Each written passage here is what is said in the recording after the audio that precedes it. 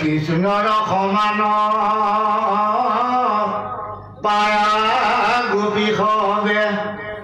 অকৰিলা কাম বিলাস কৃষ্ণ কৈ আৱৰি দোষে পান্থে ধৰি কাঢ়িল অতীত মাস এৰামে কতো হাসি বংশী অনেল কাহি কতো অকংকন কুণ্ডলৰে অহুয়া পুজি মুজি পাতে পাতে খুজি অফুৰন্ত হাসি বাধ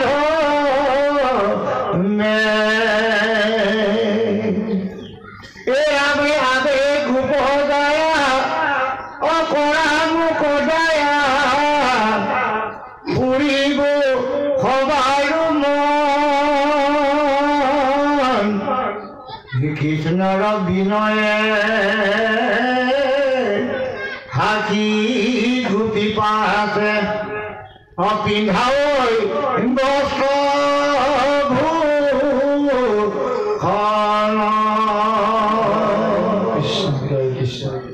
এই গৰু সমস্ত এতিয়া মহাৰাসলীলাৰ মহাপৰ্ব পৰৱৰ্তী আমি আৰম্ভ কৰিছোঁ কিন্তু এইখিনিতে আপোনালোকক অৱগত কৰাব লাগিব যিহেতু সময়ৰ প্ৰতি লক্ষ্য ৰাখি আজি এই পাঠ ভাগৰ কথা চিন্তা কৰিব লগা হৈছে গতিকে মহাৰাসৰ ভাগৱতে যিটো আৰম্ভণিৰ পৰা যিটো বৰ্ণনা দিছে এই বৰ্ণনাৰ পৰা আমি কিছু দূৰ আগুৱাই গৈ ৰাসলীলাৰ প্ৰায় সামৰণিৰ ফালে আমি এই মহাৰাসৰ বৰ্ণনাত আমি সোমাইছোঁ ইয়াৰ আগতে কি হ'ল যে কৃষ্ণই বৃন্দাবনত প্ৰৱেশ কৰা অৰ্থাৎ তেওঁৰ জন্ম হৈছিল ক'ত মধুপুৰত মথুৰা কংসৰ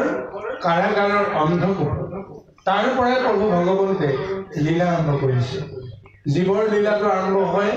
অন্ধকাৰ গৰ্ভৰ পৰা মাতৃগৰ্ভতে সেইটো অন্ধকাৰ গৰ্ভতে জীৱৰ প্ৰথম চৈতন্য শক্তি জাগ্ৰত হয় তাৰ পিছত লাহে লাহে বৃদ্ধি হয় আৰু এনেদৰে পোহৰলৈকে আহে বাৰু যি কি নহওক এতিয়া সেই কৃষ্ণই মথুৰাৰ পৰা গৈ তেওঁ ব্ৰজধামত উপস্থিত হৈ যিবোৰ লীলা কৰিব লাগে সেই লীলাৰ মাজেৰে তেওঁ দেখুৱাই দেখুৱাই গৈ আছে বুজাই বুজাই গৈ আছে যে আচলতে মই মানুহ নহয় দেই মই আচলতে কোন তোমালোকে বুজিছোৱা মই ঈশ্বৰ বুলি তেওঁ কোৱা নাই কিন্তু মই যে মনুষ্য নহয় তেওঁ কৰ্মই তেওঁ দেখুৱাই দি আছে 3 দিনৰ দিনাখনে গৈ পুতনা উপস্থিত 7 দিনৰ দিনাখনে পুতনাক বধ কৰিলে কোনে ক'বই নোৱাৰে তাৰপিছত চক্ৰপাত অসুৰকো তেওঁ আকাশতে গলত চেপি মাৰি থৈ দিলে কোনে গমেই নাপায় যে কৃষ্ণই মাৰিছে বুলি গৰু গাড়ীখন শকতক তেওঁ উভতাই পেলাই সকলোকে সমৰ্পিত কৰি দিলে কোনেও বিশ্বাস কৰা নাই সেয়া কৃষ্ণই কৰিছে বুলি দুডাল প্ৰকাণ্ড অৰ্জুন গছক তেওঁ একে টানতে ভাঙি পেলাই দিলে উভালি পেলাই দিলে কোনেও গমেই নাপালে সেই কৃষ্ণই কৰিছে বুলি কিন্তু লাহে লাহে যেতিয়া ব্ৰজধামত গ'লে ব্ৰজধামত গৈ বৃন্দাবনত যেতিয়া গৰু চৰাবলৈ গৈছে গৰু চৰাবলৈ যাওঁতে লগৰীয়াবিলাকৰ সন্মুখত যিবোৰ লীলা কৰি দেখুৱালে তেওঁলোকে বিশ্বাস কৰিলে বৎসাসুৰ নামৰ মহাদৈত্যটো তেওঁ সেই গোৱালসকলৰ লগত থাকোঁতেই তেওঁলোকৰ সন্মুখতে মাৰি পেলালে কালিন্দী হ্ৰদত কালিক দমন কৰিলে এইখিনি কথা কিন্তু ব্ৰজবাসীয়ে কিন্তু দেখা পাইছে তাৰপিছতে লাহে লাহে অনুভৱ হৈ আছে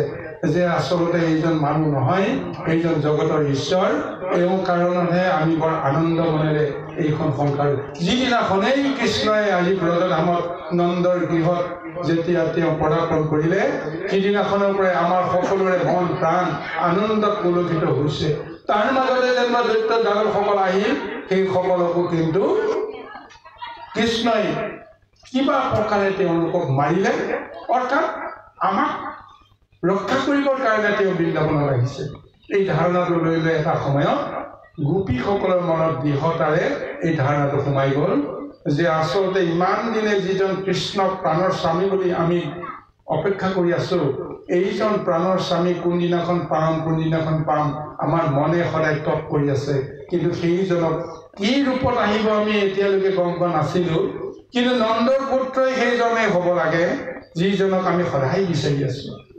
গতিকে আমি তেওঁ স্বামী হিচাপে বিচাৰি আছো কিন্তু তেওঁ যেতিয়া ইমান দিন আহি পোৱা নাই আমি কি কৰি থাকিম কাক কম গতিকে বিষয়ৰ মায়াত তেওঁলোকেও বন্দী কৰাৰ চলেৰে গৃহবাস কৰিছে কাৰোবাৰ লগত বৈবাহিক সম্বন্ধ কৰিছে পুত্ৰ কন্যা সন্ততি সন্ততি ভৰণ পোষণৰ কৰ্মখিনি কৰিছে কিন্তু এই কৰ্মখিনি যিমানে যি নকওক সেই অন্তৰাত্মাত কিন্তু সেই নেদেখাজনকেই তেওঁলোকে সদায় তুতি কৰি থাকি প্ৰমাণ পাই গ'ল যে নন্দৰ পুত্ৰকে সেই প্ৰভু ভগৱন্তৰ স্বৰূপত আমি বুজিবৰ কাৰণে বাধ্য গতিকে সেইজনে আমাৰ স্বামী সেইজনক এতিয়া কেনেকৈ পাম লৌকিকত এটা ডাঙৰ প্ৰশ্ন ডাঙৰ সমস্যা এগৰাকী বিবাহিতা নাৰীয়ে সৰু হওক ডাঙৰ হওক যুৱক হওক বৃদ্ধ হওক বুলি কথা নাই অন্য এজন পুৰুষক স্বামী হিচাপে সম্বোধন কৰে স্বামী হিচাপে কোৱাৰ বাসনাটো কেতিয়াও দেখুৱাব নোৱাৰে তাতেতো ঈশ্বৰ বুলি গণ্য কৰা ব্যৱস্থাটো নিজৰ কিন্তু সমাজে কি মানিব নন্দৰ পুত্ৰক স্বামী হিচাপে পাবৰ কাৰণে কোনো কাৰণত তেওঁলোক সমৰ্থ নহয় বয়সতো তেওঁলোক বহু বৃদ্ধ আৰু সেই ফুল কমলীয়া ল'ৰাটো স্বামী হিচাপে পোৱাৰ বাসনা যেতিয়া তেওঁলোকৰ জাগিল তেতিয়া চিন্তা কৰিলে যে আমি তেওঁক যদি আমি স্বামী হিচাপে পাব লাগে নন্দ পুত্ৰ কাৰণ সেইজনেইতো পৰমেশ্বৰ সেইটো কাৰণতহে তেওঁ আহিছে আমাৰ ওচৰলৈ গতিকে নিজে কৰিব নোৱাৰা কৰ্মটো সাধন কৰিবৰ কাৰণে আনক সহায় ল'ব লাগিব হয়নে নাই কওকচোন গতিকে সেইসকলে কাৰ সহায় ল'লে দুৰ্গাৰ সহায় ল'লে দুৰ্গাক তেওঁলোকে পূজা কৰিলে কাত্যায়নী দেৱী কাত্যায়নী দুৰ্গাৰ এটা নাম এটা ৰূপ কাত্যায়নী দেৱী যেতিয়া তেওঁলোকে এক মাহ ব্ৰত কৰি সেই কাত্যায়নী পূজা সমাপ্ত কৰিলে সমাপ্ত কৰি কিনে এটাই বিচাৰিছে নন্দ পুত্ৰ স্বামী আমি যেনেকেই নহওক আমি যেন স্বামী হিচাপে পাব লাগে গতিকে কেনেকৈ পাওঁ সেই ব্যৱস্থাটো আপুনি কৰিব এই বুলি দেৱীৰ ওচৰত যেতিয়া তুতি কৰি আছে ভগৱন্তেতো চিনি পাই গৈছে বুজি পাই গৈছে যে এওঁলোকে এতিয়া মোক যি ৰূপত বিচাৰিছে মইতো এইটো ৰূপত আজি যাব নোৱাৰিম গতিকে যজ্ঞ যিদিনা আমাৰ সফল হ'ল সমাপন হ'ল সফল বুলি কোৱা নাই সমাপন হোৱাৰ দিনা সেই কালিন্দী হ্ৰদত নামি তেওঁলোকে ৰাতিপুৱাই সূৰ্য স্নান কৰিলে যজ্ঞ সমাপ্ত হ'ল যজ্ঞ সমাপ্ত হ'লেই যজ্ঞৰ ফলটো পাব লাগে কিন্তু এতিয়া কৃষ্ণই নন্দপুত্ৰ হৈ কেনেকৈ তেওঁ যাব যিজন পৰমেশ্বৰ তেওঁলোকে বিচাৰিছে সেইজন এতিয়া যদিও কৃষ্ণই কৈছে কিন্তু মইতো এতিয়াতো নন্দৰ পুত্ৰ হৈ আছো নন্দৰ পুত্ৰ ৰূপে তেওঁলোকে মোক বিচাৰিছে গতিকে নন্দৰ পুত্ৰ হিচাপে মই আজি তেওঁলোকক দেখা দিব লাগিব বস্ত্ৰ খুলুকাই যেতিয়া তেওঁলোকে পূজাৰ বিধি অনুসাৰে দিগম্বৰ বেশেৰে জলত স্নান কৰি আছে সূৰ্যক পূজা কৰি আছে দুষ্ট বুদ্ধিৰে নন্দ পুত্ৰ কৃষ্ণই গৈ তেওঁলোকৰ বস্ত্ৰ হৰণ কৰিলে বস্ত্ৰ হৰণ কৰি কদম্বৰ গছৰ ওপৰত উঠি যেতিয়া বাঁহীৰ মাত বজাই দিছে তেতিয়াহে গোপীসকল সচকিত হৈছে যে সঁচাকৈ কি কথা হ'ল নন্দ পুত্ৰই আহি বোলে আমাৰ বস্ত্ৰখিনি গতি এতিয়া আমি পাৰলৈকে উঠিম এই মনুষ্যৰ যিটো মায়াৰ যিটো জ্ঞান ধাৰণা থকাৰ কাৰণত এতিয়া পৰপুৰুষৰ আগত নিজৰ দেহ বা ৰূপ কেতিয়াও প্ৰদৰ্শন কৰাৰ ধৃষ্টতা কৰিব নোৱাৰে সেইহ'লে নিজৰ সতীত্বটো নষ্ট হৈ যাব গতিকে তেওঁলোকে এতিয়া পানীৰ পৰাই পানীৰ পৰাই ভগৱানক স্তুতি কৰিছিল কিন্তু ভগৱানে কৈছে মনেৰে সৈতে ভগৱানে কৈছে তোমালোকেতো মোক স্বামী হিচাপে বিচাৰিছা গতিকে স্বামী হিচাপে বিচাৰিলে তোমালোকে ভাৰ্যা হিচাপে মোৰ ওচৰলৈ আহিব লাগিব হয়নে গতিকে তোমালোকৰ আজি দেহৰ প্ৰতি কিমান মমতা আছে আমি প্ৰমাণটো পাব লাগিব যি ভাৰ্যাই নিজৰ সমস্ত দেহটো স্বামীৰ ওচৰত সমৰ্পণ কৰিব নোৱাৰে বস্ত্ৰ অলংকাৰ ক'ত আছে এই জ্ঞানটো যিসকলে ত্যাগ কৰিব নোৱাৰে সেইসকলকে এইটো স্বামী বনিব নোৱাৰে গতিকে তোমালোকে যদি সঁচাকৈ মোক স্বামী বৰ্জন কৰিছা তেতিয়াহ'লে তোমালোকে যিটো ব্যৱস্থাৰে মোক পূজা কৰিব লাগে সেই ব্যৱস্থাৰে কৰা তোমালোকৰ দেহ ৰূপ এইবিলাকৰ প্ৰতি মোহটো নাইকিয়া কৰা ধৰ্ম অধৰ্মৰ কথা বাদ দিয়া ঈশ্বৰক কোৱাৰ পিছত ধৰ্মৰ কাম নাই অধৰ্মৰ কাম নাই গতিকে সেইকাৰণে কৈছে তোমালোকে মোক স্তুতি কৰা কাৰণ মোকতো ঈশ্বৰ বুলি গণ্য কৰিলা স্বামী বুলি গণ্য কৰিলা মোক তুতি কৰা তুতি কৰিবলৈ যাওঁতে এখন হাতেৰে তুতি কৰিলে উপায় নাই নহ'ব এখন হাতে কৰিলে নহ'ব দুখন হাতেৰে কৰা ঈশ্বৰক কিবা এখন হাতেৰে তুতি কৰে নেকি হয়নে দুইখন হাতেৰে তুতি কৰা তাৰপিছত দুয়োখন হাত ওপৰলৈ কৰি তুতি কৰিছে কৈছে নহয় পানী থাকিলে নহ'ব তোমালোকে পাৰলৈ আহা মইতো পাৰত আছো বস্ত্ৰ মই পাৰলৈ দিম যেতিয়া প্ৰভু ভগৱন্তে তেনেকৈ ক'লে মুহূৰ্তৰ ভিতৰতে তেওঁলোকৰ সমস্ত দেহৰ প্ৰতি মায়া নাইকিয়া হৈ গ'ল দেহটো লগত আছে নে নাই পাহৰি গ'ল তেতিয়া ভক্তি ভাৱনাৰে কৃষ্ণক ঈশ্বৰ জ্ঞান কৰি যেতিয়া তুতি কৰিলে সেইখিনি সময়ত সেইজন নন্দ পুত্ৰ বুলি তেওঁলোকৰ মনত ধাৰণাটো নাইকিয়া হৈ গ'ল তাৰ পিছতে স্বয়ং প্ৰভু ভগৱন্তে তেতিয়া তেওঁলোকক ক'লে হ'ব তোমালোকে মনত যিটো বাঞ্ছা কৰিছা মই পূৰণ কৰিম কিন্তু আজিৰ পৰা এক বছৰ তোমালোকে মোক এই ধাৰণাৰে তপ কৰা এই ধাৰণাৰে মোক অপেক্ষা কৰা আৰু মই এটা বছৰ পিছত তোমালোকৰ সমস্ত মনৰ কামনা পূৰণ কৰিম গতিকে ইয়াৰ আগতে তুমি দেৱী ভক্তিহে কৰিছিলা এতিয়া মোক ঈশ্বৰ ভক্তি কৰা দেৱী ভক্তি কৰিলে 1 মাহ ঈশ্বৰ ভক্তি কৰিব লাগিব 1 বছৰ তাৰ পিছত মই আহি তোমালোকৰ সমস্ত মনৰ বাসনা মই পূৰণ কৰিম এই সূত্ৰে আজি 100 বছৰৰ পিছত স্বয়ং কৃষ্ণ প্ৰভু ভগৱন্তে গণি পাই গ'ল যে তেওঁলোকৰ 100 বছৰ 1 বছৰ তপ সমাপ্ত এতিয়া মই তেওঁলোকৰ মনৰ বাঞ্ছা পূৰণ কৰিব লাগিব তেওঁলোকে বিচাৰিছে মোক কাম ভাবে এতিয়াতো মোৰ কাম ভাবৰ কোনো কথাই নাই কাৰণ মই সমস্ত ইন্দ্ৰিয়ৰ পতি হৈ আছো কামনা বাসনা মায়া এইবিলাক মোৰ অধীন গতিকে মই তেওঁলোকৰ কাৰণে আকৌ কামত মই আজি দ্ৰৱীভূত হ'ব লাগিব এই কাৰণে তেওঁ কৈছে যে মই কাৰ প্ৰেমত দ্ৰৱীভূত হ'ম মইতো গোপীসকলৰ প্ৰেমত মইতো মত্ত হ'ব নোৱাৰো কিন্তু বিধিত তেওঁ এটা লীলাৰে বান্ধ খাই আছে তেওঁ ভাৰ্যাৰূপে লক্ষ্মীক তেওঁ যিটো স্থান দিছে তেওঁ লক্ষ্মীৰ লগতে ৰমণ কৰিব পাৰে বেলেগৰ লগততো নোৱাৰে গতিকে যোগমায়াক মাতি পঠিয়ালে মোৰ লক্ষ্মীক তুমি সদায় পৰাই মোৰ ওচৰলৈ আনি দিয়া তেওঁৰ ৰূপটো দেখিহে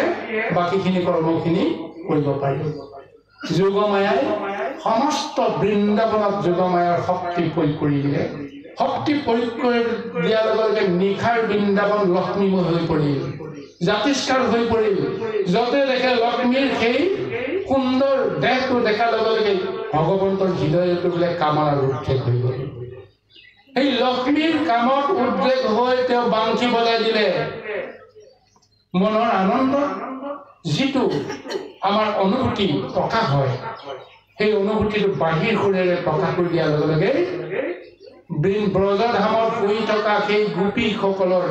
মন প্ৰাণ চিত্ত বিগলিত হৈ গ'ল তেওঁলোকে বুজি পাই গ'ল যে প্ৰাণৰ কৃষ্ণই মোক মাতিছে 1 বছৰ পিছত তেওঁ মোক মনৰ বাঞ্ছা পূৰণ কৰিম বুলি কৈছিল গতিকে সেইজন কৃষ্ণ আজি মধ্যৰাতি মোক বিচাৰিছে সমস্ত কথা পাহৰি গ'ল নিজে ঘৰৰ পৰা কেনেকৈ ওলাই আহিলে ক'ব নোৱাৰে আৰু প্ৰত্যেককে ওলাই আহোঁতে বাটতে লগ পাইছে যে ইগৰাকীয়ে সিগৰাকীয়ে একেদৰে বিচাৰি আহিছে আৰু সেইসকলে আহি কৃষ্ণক লগ কৰিলে কৃষ্ণই নজনাৰ ভাও ধৰিলে ইমান মহা এই মানে নিশা ইমান উঠাটো খাই মোৰ ওচৰলৈ অহাৰ কাৰণ কি বুলি তেওঁলোকক প্ৰথমতে পৰীক্ষা ল'লে তাৰপিছত প্ৰমাণ হৈ গ'ল যে তোমাৰ কাৰণে আমি সমস্ত ত্যাগ কৰি আহিছোঁ তুমি আমাক আৰু এতিয়া অনাদৰ নকৰিবা ঘূৰাই নপঠাবা গতিকে আমাৰ মনৰ বাঞ্ছা তুমি পূৰণ কৰা তেওঁলোকৰ কথামতে ভগৱন্তে মনৰ বাঞ্ছা পূৰণ কৰিলে কিন্তু তাৰপিছত কি হ'ল গোপীসকল বোলে মনত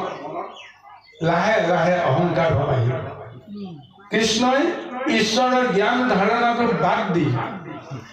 মায়াত তেওঁলোকৰ পিছে পিছে ঘূৰি ফুৰা সাধাৰণ এটা বিষয় যুৱকৰ ভাও লৈ যে মানে গোপীসকলে যি কয় তাকে মানে গোপীসকলৰ কানি কাপোৰ পৰ্যন্ত তেওঁ ভৰিত পিন্ধা চেণ্ডেল পৰ্যন্ত তেওঁ কঢ়িয়াই লৈ ফুৰিব লগা হ'ল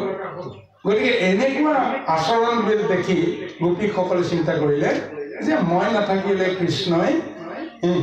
কোনো কাৰণত শান্তি থাকিব নোৱাৰে গতিকে মোক কেতিয়াও তেওঁ এৰিব নোৱাৰে ইত্যাদি ইত্যাদি অহংকাৰী ভাৱ অহাৰ কাৰণত ভগৱন্তে তেওঁলোকৰ মনৰ সেই অহংকাৰটো নাশ কৰিবৰ কাৰণে হঠাৎ নাইকিয়া হৈ গ'ল তাৰপিছত তেওঁলোকৰ অনুভৱ হৈ গ'ল বিচাৰি বিচাৰি হাহাকাৰ লাগি আৰু তেওঁলোকে শেষত যেতিয়া কৃষ্ণলীলা আৰম্ভ কৰি দিলে কৃষ্ণ জন্মৰ পৰা কি কি লীলা কৰিলে বৃন্দাবনত সেই লীলাৰ মাজেৰে কৃষ্ণৰ বিৰহৰ বেদনা তেওঁলোকে যেতিয়া নাশ কৰিবলৈ বিচাৰিলে আৰু সেইজন কৃষ্ণ যেতিয়া সমস্ততে আছে বুলি তেওঁলোকে জ্ঞান আছে তেওঁ ইচ্ছা কৰি লুকাই আছে কিন্তু আমাক তেওঁ দেখি আছে গতিকে সেইজন কৃষ্ণই যেতিয়ালৈকে সন্তুষ্ট নহয় নিজে যেতিয়া ইচ্ছা নকৰে পুনৰ তেওঁলোকে ঘূৰি আমাৰ ওচৰলৈকে নাহে সেইকাৰণে তেওঁলোকে কৃষ্ণৰ লীলা মত্ত হৈ থাকোঁতে কান্দি কান্দি হাহাকাৰ কৰি থাকে কৃষ্ণই তেতিয়া তেওঁলোকৰ মনৰ দুখটো বুজি পালে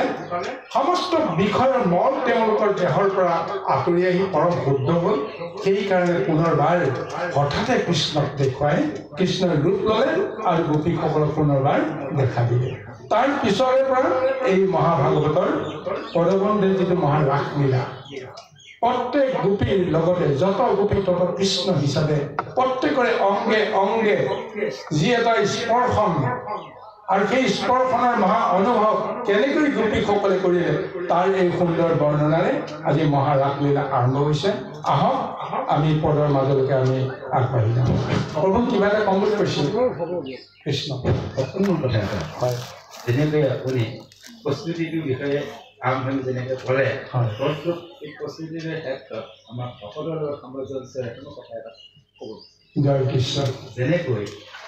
যে গোপীসকলে পেটকাহিনী বোধৰ মাজেৰে কৃষ্ণক স্বামী পাবৰ বাবে প্ৰস্তুতি চলাইছে আমাৰ গুৰুজনে আমাক এটা কথা আমাৰ ভকতক বান্ধি দিলে যে আনৰ দেৱ দেৱী নকৰিবাকে ভক্তি হ'বলৈ বিচাৰ বুলি কৈছে গতিকে এতিয়া আমি যদি সকলোৱে আনৰ কৃষ্ণক অন্য অন্য শৰণলৈ যাব বিচাৰিছে তাত যদি আনৰ দেৱ দেৱী সেৱনক তেতিয়াহ'লে আমাৰ আনৰ দেৱ দেৱী নকৰিবা সেই তাত্বিকতাটো অকণমান এইখিনিতে আমাৰ পাগলা দিয়ক আমি অল্পমতীসকলৰ কাৰণে ডাঙৰ সমস্যা ভৰিখন আগুৱালেও খালতে পৰোঁ আৰু পিছুৱালেও খালত পৰোঁ এতিয়া ভৰিখন লৰচৰ নকৰিলেও নহয় হয়নে গতিকে এইটোৰ ওপৰত আমি আছোঁ শব্দকেইটা একেটাই শব্দ কিন্তু তাৰ তত্ত্বটো আমি উপলব্ধি কৰাটো বৰ জটিল এতিয়া অন্য দেৱী দেৱ নকৰিবা খেব ধেমালি কথা কোৱা নাই কিন্তু অন্য দেৱী দেৱক যদি আমি ভকত বনাব পাৰোঁ ভকতভাৱে যদি চিনিব পাৰোঁ তেতিয়াহ'লে আমাৰ সেৱা কৰাটো অসুবিধা কি আছে আমি ইজনে সিজনক জানো আমি সেৱা কৰা নাই নমস্কাৰ কৰা নাই ভৰিত চোৱা নাই কিন্তু আমাৰ উপলক্ষটো কি উপলক্ষটো আপুনি নহয় উপলক্ষটো মই নহয় মোক যে আপোনালোকে মোক বুলি নকওঁ আমাক যে আপোনালোকে যে ঈশ্বৰ বুলি প্ৰভু বুলি যে সেৱা কৰিলে উপলক্ষটো মই নহয় মই হৰেশ্বৰ পাতৰ মোৰ হৰেশ্বৰ পাতক আপোনালোকে সেৱা কৰা নাই সেৱা কৰিছে কাক মোৰ জৰিয়তে সেইজনক আপোনালোকে ধ্যান কৰি সেৱা কৰিছে হে ঈশ্বৰ বুলি কোৱাৰ লগে লগে সেইজনে কৰিছে মইতো ঈশ্বৰ হ'ব নোৱাৰো কিন্তু মোক ঈশ্বৰ বুলি কোৱা মানে কি যে সেইজন ঈশ্বৰৰ লগত আমাৰ সম্বন্ধ হোৱাৰ কাৰণে মোকো আপুনি ঈশ্বৰে দেখিলে গতিকে সেইকাৰণে মোক আপোনালোকে যে সেৱা কৰিছে এইটো ভুল নহয় মই যে আপোনালোকক সেৱা কৰিছোঁ ভুল হ'ব নোৱাৰে ঠিক তেনেকৈ অন্য দেৱী দেৱক সেৱা কৰাটো কেতিয়াও আমাৰ কাৰণে ভুল হ'ব নোৱাৰে কিন্তু যদি আমাৰ উপলক্ষটো সেইজন হয় তাতে আজি গোপীসকলে কাত্যায়নী ব্ৰত কৰিলে গোপীসকলে দুৰ্গা পূজা কৰিলে কিন্তু দুৰ্গাৰ পৰা কি বিচাৰিলে প্ৰভু হে মাতৃ যে আমাক এটা বৰ দিয়ক আমি যেন কৃষ্ণক স্বামী হিচাপে পাওঁ উপলক্ষটো কৃষ্ণ গতিকে এইটো কথা আমি সদায় জানিব লাগিব যিটো কাৰ্য আমি নিজে সাধন কৰিব নোৱাৰো সেই কৰ্মটোৰ কাৰণে আমি কোনোবা দেৱক আমি আশ্ৰয় ল'ব লাগিব দেৱেহে আমাক দেখুৱাই দিব ৰাস্তাটো কিন্তু আমি যদি ভাবো তুমিয়ে ঈশ্বৰ প্ৰভু তুমিয়ে মোক সমস্ত কৰা তেতিয়াহ'লে আমি জাগা বিচাৰি নাপাম তাতেই বন্ধ হৈ থাকিব লাগিব তেওঁৱেই গতি পোৱা নাই ক'বলৈ গ'লে তেওঁৱেই ঈশ্বৰৰ ওচৰলৈকে যাব পৰা নাই ৰাস্তাটোহে দেখুৱাই দিব পাৰে গতিকে তন্তু শংকৰ গুৰুজনে কৈছে যিজনে একান্তভাৱে কৃষ্ণক এবাৰ যদি ভজনা কৰিছে দৃঢ়ভাৱে যদি বিশ্বাস কৰিছে সেইজনে অন্য দেৱক কেতিয়াও ঈশ্বৰ জ্ঞান কৰিব নোৱাৰে গতিকে ঈশ্বৰ জ্ঞান কৰিব কেনেকৈ যিজন ঈশ্বৰে সমস্ত সৃষ্টি কৰিছে সমস্ত স্থিতি কৰি আছে সংহাৰ কৰি আছে সেইজনে যি ইচ্ছা তাকে কৰিব কিন্তু তেওঁৰ তত্ত্বটো যদি বুজি নাপাওঁ তেতিয়াহ'লে আমি গুৰুৰ শৰণ ল'ব লাগিব দেৱৰ শৰণ ল'ব লাগিব আমাৰ তত্ত্বই দেখিছে গুৰু দেৱ নাম ভকত এই চাৰি তাৰ শৰণৰ জৰিয়তে যদি আমি আগুৱাই নাযাওঁ তেতিয়াহ'লে ভগৱন্তৰ স্বৰূপটো আমি বুজি নাপাওঁ গতিকে কোনে কি ব্যাখ্যা দিয়ে বেলেগ কথা কোনে কি বুজি পায় বেলেগ কথা এটা শব্দকে মানুহে বহুত অৰ্থ ল'ব পাৰে কিন্তু আত্মতত্ত্বই যিটো বিচাৰিব তুমি যদি সেই ইন্দ্ৰ চন্দ্ৰ বায়ু বৰুণ দুৰ্গাকে কালিকে আদি কৰি এই সকলোকেই যদি আপুনি ভাবে যে তুমিয়ে মোৰ সৰ্বময় কৰ্তা তুমিয়ে মোক মুক্তিদাতা নহ'ব মুক্তিদাতাৰ ৰূপত ভকতে কামনা কৰে যদি সেই ভকতে মুক্তি নিবিচাৰি যদি মায়াক বুজিব লাগে আপুনি দেৱতা বুজক দেৱতাসকলক কৈ দিছে যোৱা তোমালোকৰ অধিকাৰ আছে কাৰণ মুক্তি বিচৰাজনৰ ওচৰত মোৰ দায়বদ্ধতা আছে ভগৱানে কয় যে মোৰ ওচৰলৈ পঠাই দিয়া বুলি তেওঁলোকক নিশ্চয় আজ্ঞা দি থৈছে সেইকাৰণে শিৱইও কৈছে শিৱক ভক্তি কৰা নাই শিৱৰ ওচৰত গৈ পূজা কৰিছে বহুতে শৰণ লৈছে যে বিষ্ণুক পাব পৰা মন্ত্ৰটো মোক শিকাই দিয়ক 200 বছৰলৈকে কৈছে শিৱক যে বিষ্ণুক বিচাৰি যাওঁ এতিয়া মই কিন্তু বিষ্ণুক বিচাৰি যোৱাৰ ৰাস্তাটো মই চিনি পোৱা নাই শিৱই কৈছে নহয় নাই তোমাৰ মানে ৰাস্তাটো ভুল হৈছে বিষ্ণুৰ ওচৰলৈ যাব লগা হ'লে এইটো ৰাস্তা নাপাবা তেতিয়া কৈছে যে কি ৰাস্তাই যাব লাগে বিষ্ণুৰ ওচৰত পোৱাকৈ আপুনি মোক সহায় কৰক তেতিয়াহ'লে শিৱই কৈছে মোক গুৰু মানা ভাই মইতো এনেই ঈশ্বৰৰ তত্ত্বটো মই তোমাক দিব নোৱাৰোঁ ঈশ্বৰৰ ব্ৰহ্মময় মন্ত্ৰবিলাক কোনোবাই সুধিলে বুলি মই কম নেকি মোক গুৰু মানা তেতিয়া মই ৰাস্তাটো দেখুৱাই তেতিয়া 10 বছৰলৈকে গুৰু মানিলে তাৰপিছত শিৱই এই ৰুদ্ৰ গীতাৰ যিটো তত্ত্ব সেইখিনি তত্ত্ব প্ৰদান কৰি ঈশ্বৰৰ কোৱাৰ সমস্ত মন্ত্ৰ শিকাই দিলে গতিকে সেইসকল গৈ পালেগৈ এতিয়া সেই শিৱই নিজে ক'ব লাগিছিল নেকি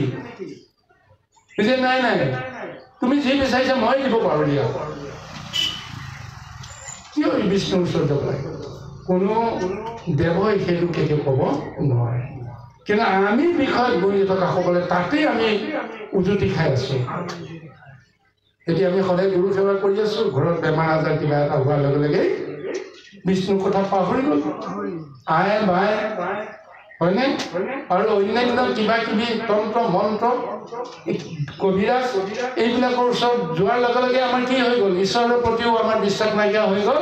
আৰু সেই দেৱই যদি আমাক যদি কৰ্মটো কৰিব নোৱাৰে তেওঁলোকৰ প্ৰতিও বিশ্বাস নাইকিয়া হৈ গ'ল তেতিয়াহ'লে আমি পথভ্ৰষ্ট নহ'বনে বাৰু গতিকে সেইকাৰণে গুৰুসকল যিসকলে বিষ্ণুৰ ভক্ত বুলি ভকতি বস্ত্ৰ পৰিধান কৰি কৰ্ম কৰিছে সেইসকলে অন্য দেৱতাক নমস্কাৰ কৰিব পাৰে, কিন্তু সেই দেৱতাক কিন্তু পূজা কৰিব নোৱাৰে। সেই দেৱ মন্দিৰত যদি কিবা প্ৰসাদ আপুনি ঈশ্বৰক ধ্যান কৰি যদি গ্ৰহণ কৰে, আমাৰ বিবেকেৰে কেতিয়াও তাত দুখ হ'ব নোৱাৰে। কোনোবাই ক'ব পাৰে প্ৰসাদ খালেও আমাৰ চোৱা হ'ব, এইটো এটা আপোনাৰ আত্মতত্ত্বত নিজে বিচাৰি লোৱা এটা বিষয়। লেতেৰা বস্তুটো পৰিষ্কাৰ কৰি খাব পৰাকৈ তোমাৰ যদি শুদ্ধ আচাৰ নীতি আছে, নিৰ্মল জলটুকুৰা যদি আপোনাৰ আছে, আপুনি পৰিষ্কাৰ কৰি খাওক। কিন্তু আনি দিয়া বস্তুটো আপুনি অনাদৰ কৰি দিয়ে মানে কি? সেই দেৱক অনাদৰ কৰা, ভকতক অনাদৰ কৰিলে জানো ভগৱন্তই জানো তুষ্ট হ'ব যায়? শিৱক অনাদৰ কৰা সকলেও ভগৱন্তৰ পৰা কেতিয়াও আদৰ নাপায়, এই কথাটো আমি জানিব লাগিব। ইন্দ্ৰ চন্দ্ৰ বায়ু বৰুণ অগ্নি তত্ত্বক লৈ আমি সমস্তবিলাকে আমি দেহৰ মাজত কৰ্ম কৰি আছো। ভগৱন্তে তেওঁলোকৰ যদি কোনোবাই এটা সত্তাক যদি কোনোবাই যদি অৱজ্ঞা কৰে, ভগৱন্তে কৈছে তোমালোকৰ দুখ হ'ল। সেই দেৱ অসন্তুষ্ট হ'ল, মই তোমাক একো কৰিব নোৱাৰো। ভকত অসন্তুষ্ট হ'লে ময়ো একো কৰিব নোৱাৰো। গতিকে তেওঁ তুমি সন্তুষ্ট কৰাবৰ কাৰণে যত্ন কৰিব লাগিব। অৰ্থাৎ মই বিমুখ হ'লো নে নাই? গতিকে সেইসকলক আমি ভকত ৰূপে নমস্কাৰ কৰিব লাগে, সেৱা কৰিব লাগে, কিন্তু পূজা কৰাটো ভগৱন্তৰ বাহিৰে কাকো পূজা কৰিব নোৱাৰে। এই তত্ত্বৰে আমি বিষয়খিনি চিন্তা কৰিব লাগিব। আৰু যিকি নহওক আজি ৰাধা বুলিলে গোপীসকলে তেনেদৰে কৃষ্ণক বুজিছে কাৰণে আজি কৃষ্ণক পোৱাৰ পিছত এতিয়া কৃষ্ণক তেওঁলোকে আত্ম বলিদান দিছে, আত্মসমৰ্পণ কৰিছে। এই দেহটো তোমাৰ, তুমি কি কৰা কৰা, এই দেহৰ প্ৰতি এতিয়াও আমাৰ অধিকাৰ নাই, কাৰণ এইটো দেহটো মোৰ নহয়।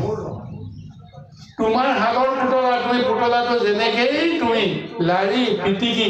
ধেমালি কৰা, সেয়া তোমাৰ কথা। এয়া হৈছে আত্মসমৰ্পণ। যাক কোৱাছে যে কি হৈছে আত্ম বলিদান, এয়া হৈছে ভক্তিৰ মূল দৰ্শন, যিটো আজি গোপীসকলে কৃষ্ণৰ লগত ৰাসৰ লীলা প্ৰচলনে আমাক বুজাই দিবলৈ যত্ন কৰিছে। কৃষ্ণ আহক।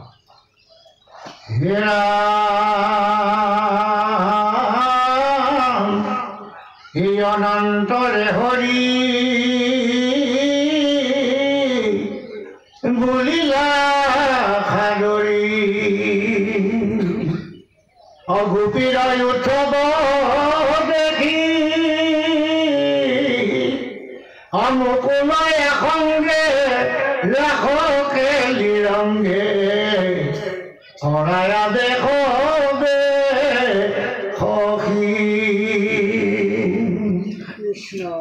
এই বুলি হৰি আনি হাতে ধৰি সমস্তে গোপৰ নাৰী অবালিক বেধিয়া মন্দ লয়াকাৰে গোপীক কৰিলা শাৰী যতে এক গোপিকা কৃষ্ণ তুহুয়া আপুনি মায়াৰ বলে অমেলিয়া বাহুক স্নেহত গোপীক ইয়ালিংগী ধৰিলা গলে গোপী বাজে প্ৰৱেশী পৰম মোহন ৰূপে মাধৱ আতি দিব্য কাষে পবৰ কাৰিলা পাশে ৰাস কি ৰাম উৎসৱ হবে বুলয় মুখে আলিংগী ইয়াতংক স্বামী মুৰাৰী ও বদন প্ৰকাশে পৰ মহুল্লাসে পৰে নিত গোপনাৰী আমি আনন্দে নধৰে হৃদয়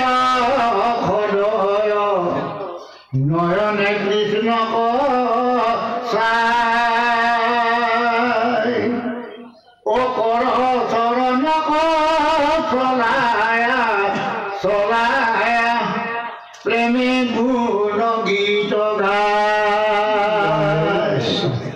ইয়াৰ পিছত কৃষ্ণই কি কৰে, যেতিয়া লুকাই থকাৰ পৰা পুনৰ গোপীসকলৰ মাজত হঠাতে তেওঁ যেতিয়া আবিৰ্ভাৱ হ'ল, সকলোৰে মাজত আনন্দৰ উৎসৱ যেতিয়া আৰম্ভ হৈ গ'ল মুহূৰ্তৰ ভিতৰতে,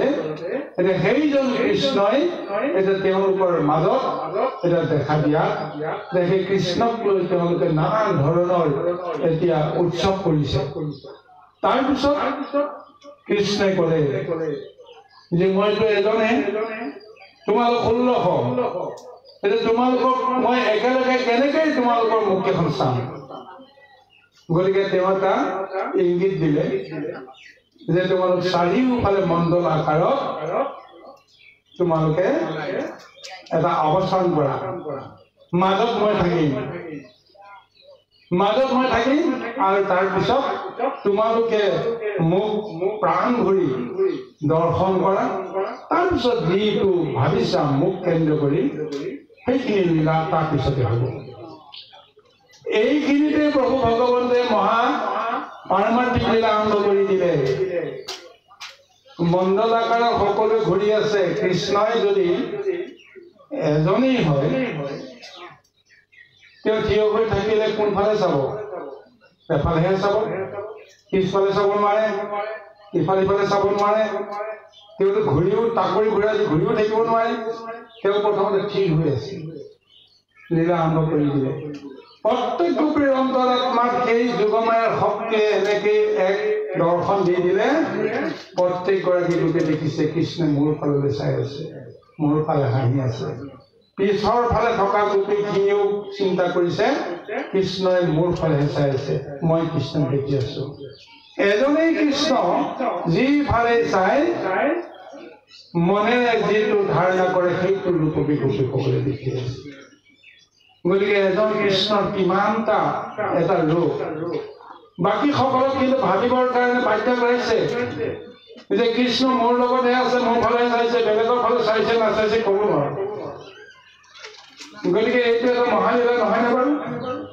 আৰু যদি গোপীসকলে যেতিয়া হাত মেলি কৃষ্ণৰ ফালে আলিংগন কৰাৰ এটা ইংগিত দিছে,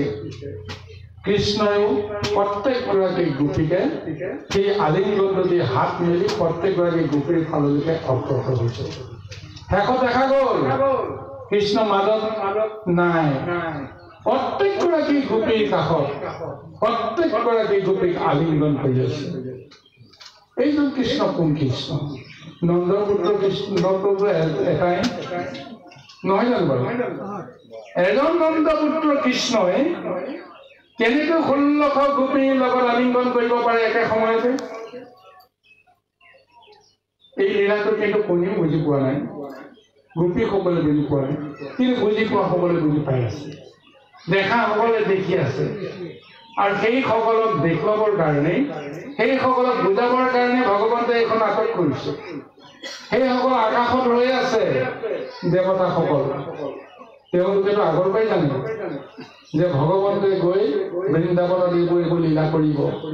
গতিকে এই লীলাবিলাক কেনেকৈ কৰিব এতিয়া চাব লাগে। এতিয়া নাটক এখন অমুকত হ'ব বুলি বোলে সকলোৱে জানে, নাটকখনৰ কাহিনীটো কি সেইটোও জানে, কিন্তু নাটকখননো কেনেকৈ উপস্থাপন কৰে, নাটকখননো কেনেকৈ কৰে, এইখিনি চাবৰ কাৰণে আমি জানো হিচ পাৰি নাথাকো জানো বাৰু? তদ্ৰূপ দেৱতাসকলে ভাবি আছে যে এজন কৃষ্ণ 1600 গোপীৰ লগত কেনেকৈ লীলা কৰিব, চাব লাগিব, দেখিব লাগিব। ভগৱন্তে দেখুৱাইছে, দেৱতাসকলে ওপৰত থাকিয়ে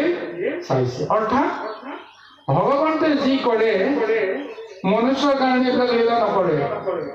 দেৱৰ কাৰ্য সাধনৰ কাৰণে প্ৰভু ভগৱন্তে লীলা কৰে। দেৱতাসকলে কৃষ্ণক নিমন্ত্ৰণ কৰি আনিছে, সেৱা কৰিছে, পূজা কৰিছে, তপ কৰিছে, কৰি পেলাই কৈছে হে প্ৰভু তুমি এই সংসাৰলৈকে আহিব লাগিব। দৈত্যবিলাকৰ প্ৰাদুৰ্ভাৱ হৈ গৈছে, দৈত্যবিলাকৰ পৰা আমি একো কৰিব নোৱাৰো, দৈত্য বিনাশ কৰিব লাগিব, তুমি আহিব লাগিব বুলি মনুষ্যই কিন্তু কোনো কাৰণতে স্তুতি প্ৰথমতে কৰা নাছিল, দেৱতাসকলে কৰিছিল, বসুমতী মাতৃয়ে কৰিছিল। গতিকে সেইসকলৰ কাৰণেই তেওঁ এই লীলাবিলাক কৰিছে আৰু তেওঁ যি কৰিছে গোপীসকলে সেই লীলাটো কৰিছে ক'বই নোৱাৰে গোপীসকলে ভগৱন্তে এই লীলাৰ মাজেৰে কাক আচলতে সন্তুষ্ট কৰাবৰ কাৰণে এই লীলাবিলাক কৰিছে যিকি নহওক এতিয়া কৃষ্ণই যত গোপী তত কৃষ্ণ ৰূপত সকলোৰে অন্তৰাত্মাত যাৰ যেনেকুৱা বাসনা সেই অনুসাৰে কামৰ যিটো লীলা ইন্দ্ৰিয় বাসনাৰ চৰিতাৰ্থ কৰা উপভোগ কৰাৰ যি এটা মহা ৰস সেই ৰসটো তেওঁ প্ৰদান কৰিবলৈ যত্ন কৰি এই মহালীলা কৰি গৈ আছে কৃষ্ণ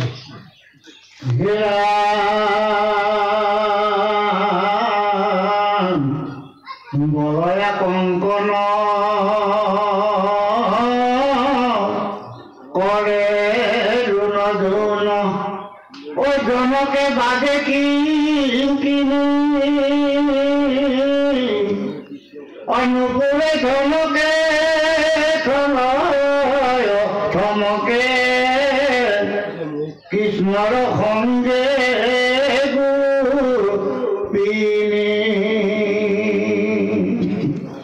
অসংখ্য গোপীৰ অলংকাৰ ধ্বনি গীতৰ তুম্বুল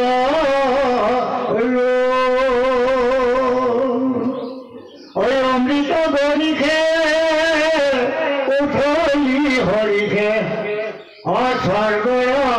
লংঘিলে কুল শুনিয়া সভাই যে ইয়াকি লয় আনন্দে এই গোটেক দেৱতা মানে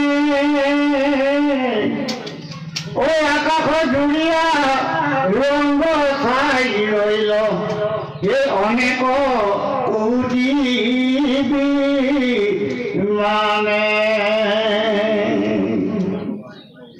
কৰি পুষ্পবৃষ্টি চাও এক দৃষ্টি দুন্দুভি শব্দ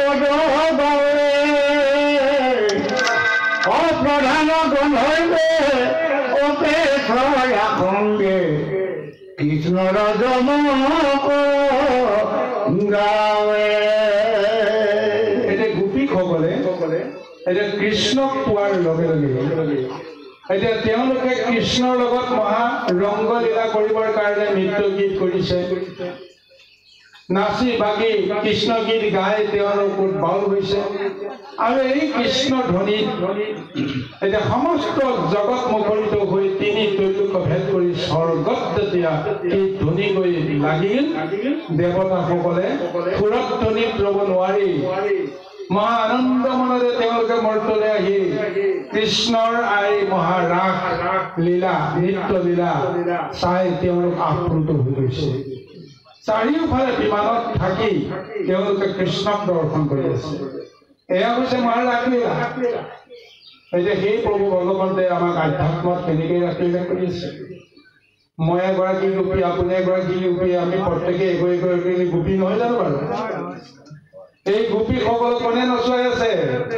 অংগী ভংগী কোনে কৰি আছে প্ৰত্যেকৰ গোপী প্ৰত্যেকৰ লগতে সেই প্ৰাণ কৃষ্ণ থকা নে যত গোপী তত কৃষ্ণ আমি যিমানেই আমি এটা এটা নাম লৈ নাথাকো কিয় আমাৰ লগতে কৃষ্ণ আছে আনৰ লগত আছে নাই বেলেগ কথা আমি যেতিয়া বিষয়ত মজি থাকো আনৰ কথা ভবাতকৈ আমি নিজৰ কথাকে ভাবো নহয় জানো গতিকে আমি জানিছো যে কৃষ্ণইহে মোক জীয়াই ৰাখিছে গতিকে সেই কৃষ্ণৰ লগত মোৰ যিটো সম্বন্ধ কৃষ্ণই যি কৰিবলৈ কয় মই থাকিবই কৃষ্ণই ভাল কৰিব দিলে ভাল কৰিম বেয়া কৰিব দিলে বেয়া কৰিম যদি বেয়া ধাৰণা এটা আমাক যদি জগাই দিলে আমি বেয়া কৰ্ম কৰিছো মায়া মোহ লোভ এই সমস্তৰ জৰিয়তে আমাক যি কৰিব দিছে তাকে কৰিছো কিন্তু কৃষ্ণৰ কৰ্মত কোনো দুখ নাই বুলি কৈছে কিন্তু যদিহে আমি কৃষ্ণক চিনিব পাৰো কৃষ্ণৰ নামত আপুনি বেয়া বেয়া কৰ্ম কৰি আছে কিন্তু ভগৱন্তে কৃষ্ণই আপোনাক কিন্তু দুখত পেলোৱা নাই কিয় তেওঁৰ মতে তোমাক কৰ্ম কৰাই কৰ্ম আনন্দ কিন্তু তোমাক প্ৰদান কৰি আছে এতিয়া কাশী জগন্নাথ পুৰী মহাতীৰ্থস্থানবিলাকত আমি কি দূৰ দূৰণিৰ পৰা কিমান ভাৱে ভক্তিয়ে আমি সেই মন্দিৰ দৰ্শন কৰিবলৈ যাওঁ। আমি ভাবো যে এই জগন্নাথৰ চাৰিওফালে মন্দিৰৰ চাৰিওফালে থকা স্থানীয় লোকসকল কম সৌভাগ্যৱান বুলি। কিন্তু গৈ যেতিয়া আমি দেখো গাড়ীৰ পৰা নামি দেখো যে আমাৰ হাতত যোৱা আমাৰ পকেটত যোৱা ধনখিনিক লৈ প্ৰত্যেকৰে কিবা নহয় কিবা এটা দৃষ্টি এটা আছে কি প্ৰকাৰে এই ধনখিনি আমি সৰকাব পাৰোঁ। কাৰণ তেওঁলোকে জানে যে তেওঁলোকে এই ধনখিনি ইয়াতে খৰচ কৰিবৰ কাৰণে আহিছে, গতিকে ইয়াৰ ভাগ এটা আমিও পাব লাগিব। চলে চাতুৰে গ'লে কৌশলে তেওঁলোকে সেইবোৰ কৰ্ম কৰি আছে। কিন্তু ভগৱন্তে সেইসকলক কোনো কাৰণতে এইটো নকৰিবা দেই বুলি পেলাই বাধা দিয়া নাই। কিয় বাধা দিয়া নাই? যদি আপুনি বৃন্দাবনলৈ যায় ৰাধে ৰাধে বুলিয়ে নামটো কৈ আপোনাৰ পৰা সৰকাই আছে। বৃন্দাবনত যদি আপোনাৰ জগন্নাথত যদি যায় কৃষ্ণ কৃষ্ণ কৃষ্ণ বুলিয়ে আপোনাৰ পৰা যি পাৰে সৰকাবলৈ যত্ন কৰি আছে। এই ঈশ্বৰৰ নাম লৈ তেওঁলোকে জানো কৰ্মখিনি কৰা নাই? গতিকে ঈশ্বৰে যাৰ যি মনত যি ভাৱনা সেই ভাৱনাতে বিষয়ত তেওঁলোকক এনেদৰে কৃপা কৰি আছে। বাৰু যি কি নহওক, যিসকল ভক্তই কিন্তু সঁচাকৈ অন্তৰাত্মা প্ৰভু ভগৱন্তক লৈ গৈছে সেইসকলক এইসকলে কোনো কাৰণতে স্পৰ্শ কৰিব নোৱাৰে। তেওঁলোকে সেই শুদ্ধ ভাৱনাৰে গৈ থাকোঁতে যিটো পাব লাগে, যিটো বিচাৰিব লাগে সেইখিনি বিচাৰিছে, সেইখিনি পাইছে আৰু তেওঁলোকৰ জীৱন ধন্য হৈছে। কিন্তু বিষয়খিনিক লৈ পেলাই যদি আমি জানো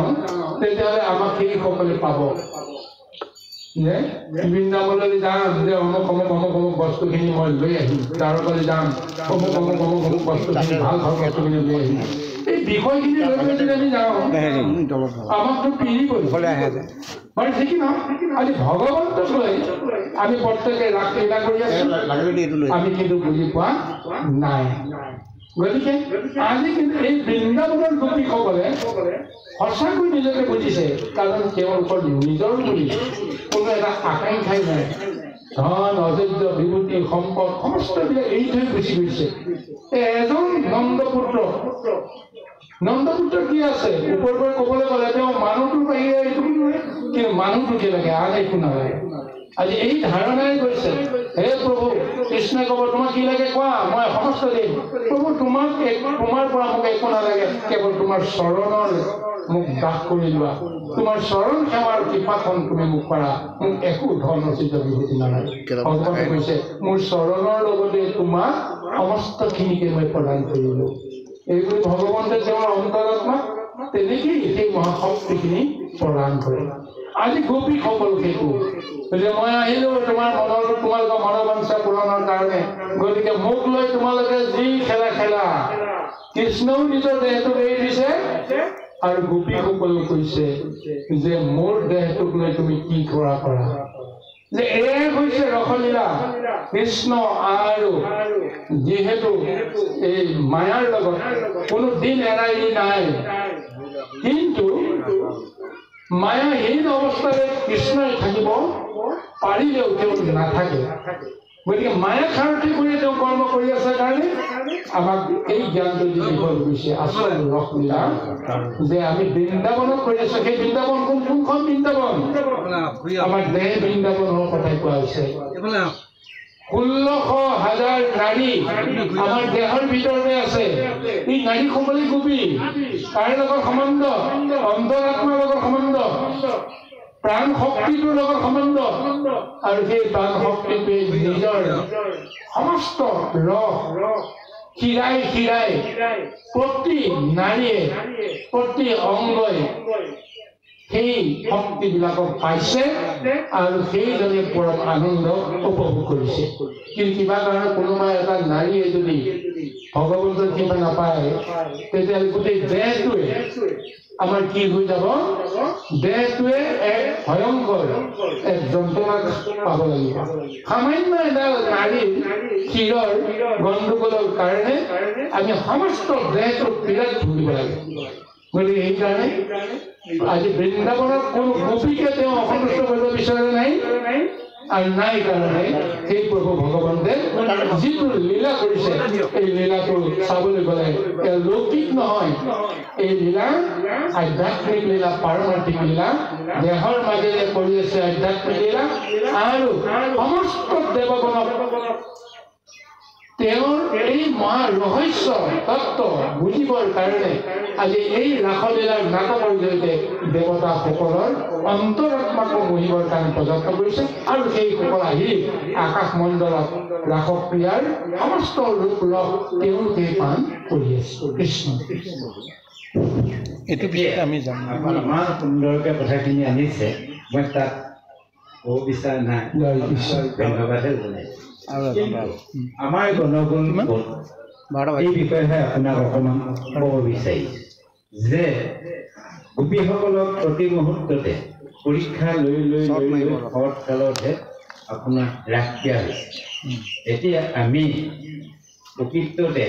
প্ৰকৃতিক হিচাপে শৰৎকালটো উপলব্ধি কৰিছোঁ কিন্তু প্ৰকৃত দেহাত্মক হিচাপে শৰৎকালটো উপলব্ধি কৰিব পৰা নাই কাৰণেই আমাৰ ৰাষ্ট্ৰীয় গণ ঠিক আছে অতি সুন্দৰ এতিয়া শৰৎকালতহে ভগৱন্তে ৰাখিলা কৰে নহয় জানো বাৰু গতিকে গ্ৰীষ্ম গ'ল বৰ্ষা গ'ল কিন্তু গ্ৰীষ্ম বৰ্ষাই আমাক কিমান পীড়া দিলে কিন্তু ভগৱন্তৰ যিটো মানে স্বৰূপ বৰ্ণনা আজি ভাগৱতত সুন্দৰভাৱে উল্লেখ কৰি গৈছে গ্ৰীষ্ম বৰ্ণনাৰ সুন্দৰ এটা বিৱৰণ দিছে বৰ্ষা বৰ্ণনাৰ সম্পূৰ্ণ বিৱৰণ দিছে বৰ্ষা বন্দনাৰ পিছত এতিয়া আমাৰ আহি গ'ল শৰৎ বন্দনা এই শৰৎ বন্দনাত আহি গ'ল মহাৰাস যি কি নহওক বিষয়ৰ যন্ত্ৰণা কাতৰ এক অৱস্থাৰ মাজেৰেও আমি প্ৰকৃত দেহক আমি সুখ আৰু আনন্দ দিবৰ কাৰণে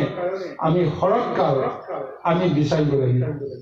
এই শৰৎকালত কিন্তু মহা আনন্দ আছে চাব লাগিব কিন্তু এইটো শৰৎকালক আমি বসন্ত বুলি ক'ব নোৱাৰোঁ দেই বসন্ত কালৰ ৰূপটো বেলেগ কিন্তু এতিয়া শৰততে বসন্তৰ প্ৰভাৱটো এতিয়া দিবৰ কাৰণে ভগৱন্তে এতিয়া লীলা কৰিবলৈ কৈ আছে হয়নে ৰাসলীলাৰ মূল শক্তিটো কি বসন্ত শক্তি নহয় জানো হয়নে প্ৰকৃতিৰ শক্তিটো নিৰ্মলতা প্ৰদান কৰিছে আজি এনেকুৱা এক বৃন্দাবনৰ সুন্দৰ পৰিৱেশৰ মাজে কিন্তু মনৰ বৃন্দাবনৰ সেই আনন্দখন কোনে দিব বসন্তই দিব নহয় জানো বাৰু শৰৎ আৰু বসন্ত এক হৈ আজি প্ৰভু ভগৱতী এই লীলাখন কৰিছে নহ'লে কামনাৰ উদ্বেগ অনুভূতিটো বসন্ত নানামিলে আপুনি কেতিয়াও সেই উন্মাদনা লাভ কৰিব নোৱাৰে কিন্তু ভগৱন্তই শৰৎ ঋতু এক কৰিছে শৰৎ ঋতু এক কৰি শীত আৰু বসন্ত জোৰা লগাই দিছে এটা ৰূপ প্ৰদান কৰিছে গতিকে এই শৰৎকাল আজীৱন যদি বা চিৰদিন যদি আমি যদি দেহত ৰাখিব পাৰোঁ তেতিয়াহ'লে আমাৰ আনন্দই আনন্দ আমাৰ ৰসেই ৰস এই শৰৎকাল কোনো দিন অন্ত যেন নপৰে কিন্তু বসন্তকাল এদিন আহিব এদিন গুচি যাব কিন্তু শৰৎকাল কোনো কাৰণতে যেন আমাৰ মনৰ পৰা আঁতৰি নাযায় কাৰণ শৰতত আছে মহাভক্তি ভক্তিৰ উন্মাদনা দেৱী পূজা হয় ঈশ্বৰ পূজা হয় আৰু এই শৰৎকালৰ মূল মাহটোৰ নামেই হৈছে দামোদৰ কাতি মাহ দামোদৰ নামত সমৰ্পিত গতিকে এই শৰৎকালৰ মূল ৰহস্য তত্ত্বটো আমি সদায় দেহৰ মাজত ধৰি ৰাখিব পাৰিলে আমাৰ সমস্ত মংগল হ'ব কৃষ্ণ আহক ইয়াত পিছৰ পৰৱৰ্তী পদলিকা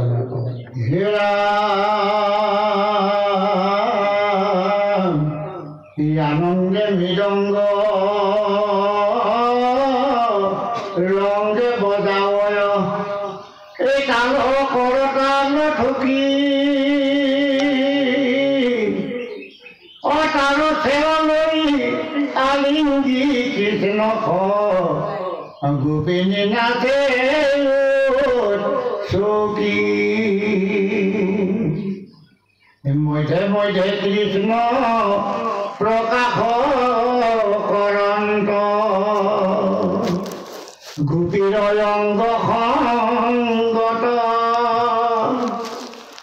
সুবর্ণমণিয়া মাঘে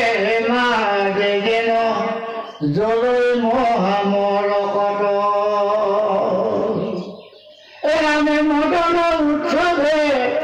নাচই কৃষ্ণ সঙ্গে আনন্দে গোপিনী যাক নানা ভঙ্গি ভাবে চরণ চলাবে ফুরন্তে মণ্ডলী পাক হাত কৌতুকে তুলি নোয়াই করিয়া কি নয় ও কটাই খেলি রেখি ভ্রুবধূ খেপি লীলায়ে তুলন্ত চাওকচোন প্ৰভু ভগৱতে কি মহালীলাৰে আজি এই ৰাসৰ যিটো ৰূপ ৰস কেনেকৈ প্ৰদান কৰিছে এতিয়া কৃষ্ণ আৰু গোপীয়ে মঞ্চত নাটকখন উপস্থাপন কৰিছে কিন্তু যদি তাত মিউজিক নাথাকে সংগীত নাথাকে বাদ্যযন্ত্ৰ নাথাকে নাটকৰ কি ৰস আহিব কওকচোন এতিয়া এই দেৱতাসকলে হৈছে মিউজিচিয়ান তেওঁলোকে দিব্য বাদ্য বজাই উৎসৱ কৰি আছে আৰু সেই উৎসৱত দেৱবাদ্যৰ তালে তালে গোপীসকলৰ কৃষ্ণক পোৱাৰ যিটো আনন্দৰ যিটো ৰস ৰূপ সমস্তখিনি তেওঁলোকে প্ৰদান কৰি নৃত্য গীত আৰম্ভ কৰি সমস্তকে মোহিত কৰি আছে নিজেও মোহিত হৈছে আৰু দেৱকুলকো সেই গোপীসকলে মোহিত কৰি আছে ইমান সুন্দৰ বৰ্ণনা দিছে এতিয়া গোপীসকলে কৃষ্ণক এতিয়া মাজতে লৈ এতিয়া লীলা কৰি আছে দেৱতাসকলে ওপৰৰ পৰা দেখিছে কি এতিয়া গোপীসকলে ইমান সুন্দৰ ৰত্ন অলংকাৰ খচিত বস্ত্ৰ পিন্ধি নাচি নাচি ঘূৰি আছে যেন সোণৰ এক মালাহে যেন যে মানে ঘূৰি আছে তাৰ মাজে মাজে কৃষ্ণই সমস্ত গোপীৰ মাজে মাজে ঘূৰি আছে গতিকে সেই কৃষ্ণক কি ৰূপত দেখিছে যে এটা মহাৰত্ন হীৰাৰ লগত তুলনা কৰিছে সোণৰ এক অলংকাৰৰ মাজত যেতিয়া হীৰাৰ এটা মুকুতা জিলিকি আছে কিমান এক সুন্দৰ দেখিব আজি ঠিক তেনেকে কৃষ্ণ হল হীৰাৰ মুকুতা আৰু গোপীসকল হল সোণৰ টুকুৰা সোণৰ ছটা এনেদৰে যেতিয়া মধ্য বৃন্দাবনত এক মহাৰূপ লৈ এক নৃত্য গীতেৰে চঞ্চল হৈ আছে দেৱতাসকলে ওপৰৰ পৰা দেখি তন্ময় হৈছে এনেকুৱা এটা ৰূপ যে প্ৰভু ভগৱন্তে কেতিয়াবা দেৱতাসকলক দেখুৱাব ভাবিব পৰা নাছিল দেখিছে এজন কৃষ্ণই গৈ হাজাৰটা হৈছে শতটা হৈছে লক্ষ লক্ষ হৈছে কি মাহাত্ম্য গতিকে এতিয়া আমাক বুজাবলৈ যত্ন কৰিছে এইজন কৃষ্ণ যিজন কৃষ্ণক যশোদায়ে তুলি তালি ডাঙৰ কৰিছে গাখীৰ খুৱাই মহাশক্তি প্ৰদান কৰিছে এইজন কৃষ্ণই কিন্তু আচলতে বৃন্দাবনত লীলা কৰা নাই কাৰণ যশোদাই সদায় চিন্তা কৰে যে মোৰ পুত্ৰ মোৰ চকুৰ আগৰ পৰা যেন কোনো কাৰণতে আঁতৰ নহয় দিনৰ ভাগত বৃন্দাবনলৈ গৰু চৰাবলৈ যায় সেই খণ্ডটোৰ বাহিৰে বাকী সমস্ত খন যেন মোৰ লগতে থাকে মোৰ চকুৰ আগতে থাকে বিশেষকৈ গোটেই ৰাতিটো যশোদাই বোলে পহৰাই দি থাকে পহৰা কেনেকে প্ৰকৃততে কৃষ্ণ ক'বলৈ গুচি যাব এইটো কথা নহয় যে কৃষ্ণক দেখা নাপালে তেওঁ মনত শান্তি নালাগে গতিকে তেওঁ সঘনে আহি আহি কৃষ্ণৰ বিচনাখন চাই কৃষ্ণই শুই থকাটোকে তেওঁ দেখি আনন্দ মনেৰে আকৌ নিজৰ মানে কোঠালৈকে গুচি যায় কোনোবাই কয় কৃষ্ণই ৰাতি ৰাতি হৈ বৃন্দাবনৰ গোপীসকলৰ লগত খেলা কৰি আছে যশোদাই কিন্তু মানি নলয় কিয় মানি নলয়? মোৰ পুত্ৰ মোৰ লগতে আছে, মোৰ কোলাতে আছে, বিচনাতে আছে। গতিকে তেওঁ ক'ৰবাত গৈ পেলাই যদি এনেকে কাৰোবাৰ লগত লীলা কৰি আছে, মই কেনেকে বিশ্বাস কৰিম? কিন্তু তেওঁ অকণমানো দুখ নাপায়, মনতে ভাবে যে মোৰ পুত্ৰক সকলোৱে ভাল পায়, তেওঁক লৈ নানান ধৰণৰ লগৰ কৰিয়ে সকলোৱে আনন্দ পায়। গতিকে তাক যশোদাই দুখ পোৱাৰ পৰিৱৰ্তে, খং কৰাৰ পৰিৱৰ্তে তেওঁ আমোদহে পায়। হ'ব দিয়া, মোৰ পুত্ৰক লৈ যে তোমালোকে যদি কিবা এটা আলোচনা কৰি যদি আনন্দ পোৱা হৈ যায়, কি কথা আছে? এনেকুৱা এটা ভাৱনাই যশোদাক তেওঁ মোহিত কৰি ৰাখি আছে। গতিকে তাৰ বাহিৰেও অন্যান্য কোনো ব্ৰজবাসী লোকসকলেও তেওঁলোকেও বিশ্বাস কৰা নাই যে বৃন্দাবনত কিবা এটা ৰাতি ৰাতি হৈ থাকে। তেওঁলোকেতো ভাবিব নোৱাৰে। আৰু লৌকিকত দেখুৱাইছে যে গোপীসকলে যে ঘৰ এৰি থৈ গুচি গৈছে, এইটো লোকক দেখুৱাবৰ কাৰণে কৰিছে। কিন্তু নিজৰ নিজৰ স্বামী, নিজৰ নিজৰ পিতৃ বা শহুৰ শাহুৰ পুত্ৰ সন্তান এই সমষ্টিও যে আমাৰ মাতৃগৰাকী নাই, যে অমুক নামৰ গোপীগৰাকী নাই, ক'ত গ'ল ৰাতিয়ে, এনেকুৱা অনুভৱ কৰিব লগা হোৱা নাই। তেওঁলোক গৃহতে আছে, তেওঁলোকৰ আত্মাবিলাককে লৈ গৈছে। ভগৱন্তে তেওঁলোকক লৈ গৈ আৰু কৈছে যে গৃহত যেন তেওঁলোকক বিচাৰি কোনেও হাইৰাণ খাব নালাগে, সেইকাৰণে এটা এটা মায়া ৰূপ দি প্ৰত্যেকৰ গৃহত থৈয়ে দিছে। সেইদৰে বৃন্দাবনত দিন ৰাত বুলি কথা নাই। অৱশ্যে ৰাতিৰ বৰ্ণনাটো ভাগৱতত দিছে, কিন্তু বৰ্ণনাৰ মাজে মাজে যদি আপুনি বিচাৰি চায়, তেতিয়াহ'লে দিন ৰাত একাকাৰ কৰি কেৱল অহৰহ তাত সেই এক মাহ জোৰা শৰৎকাল কেৱল গোপীসকলৰ লগত অহৰহ তেওঁ লীলাই কৰি আছে, আনন্দ কৰি আছে, দেৱতাসকলক দেখুৱাই আছে। আজি আমাৰ এই ৩৩ কোটি দেৱতাক দেহৰ ভিতৰত সাক্ষী কৰি থৈছে। তাৰ পাছতে প্ৰভু ভগৱন্তে নিজৰ লীলা কৰি আছে। হাতখনে কেনেকে কৰ্ম কৰে ইন্দ্ৰই গমেই নাপায়। হাতক কিন্তু দিয়া হৈছে ইন্দ্ৰৰ দায়িত্ব, হস্তত ইন্দ্ৰ, হয়নে? ইন্দ্ৰই গমেই নাপায়, কিন্তু তেওঁ জানি আছে যে গোটেই কৰ্মটো কৰি আছে। কোনে কৰি আছে? কোনে কৰি আছে? ইন্দ্ৰ সাক্ষীহে। ইন্দ্ৰই কৰি থকাতে দেখুৱাইছে মই হস্তত আছো, গতিকে হস্তই কৰ্ম কৰি আছে। এই তত্ত্বটোহে দেখুৱাইছে। চকুত দিছে আদিত্য। আদিত্যই গমেই নাপায় যে এই চকুটোৱে কেনেকে দেখি আছে। এইটো বৃত চকু নহয় জানো? ই এটা মাধ্যমে, কিন্তু চকুৱেটো নিজে দেখাই নাপায়। দেখোতা কোনোবা এজন আছে ভিতৰতে আছে কোনোবা এজন, যিজনক আমি চিনি পাম কেতিয়া? আমি অনুভৱ নকৰো। সদায় দেখি আছো সেইজনক, আমি অনুভৱ নকৰো। চকু মুদি চাওকচোন, আপুনি মনত পেলাকচোন, কোনো এটা বস্তুটো আপোনাৰ মনৰ পৰা আৰ নহয়। জলজ তত্ত্বত দেখোন আপুনি চকু মুদিলেও যাক আপুনি দেখা পাই থাকে, চকু মেলিলে কিন্তু সেইজনক দেখা নাপায়। সমস্যাটো সেইটোৱে নহয় জানো বাৰু? মানে এনেদৰে প্ৰভু ভগৱন্তে দেৱকুলক, আমাৰ দেৱতাসকলক, আমাৰ দেহৰ মাজতে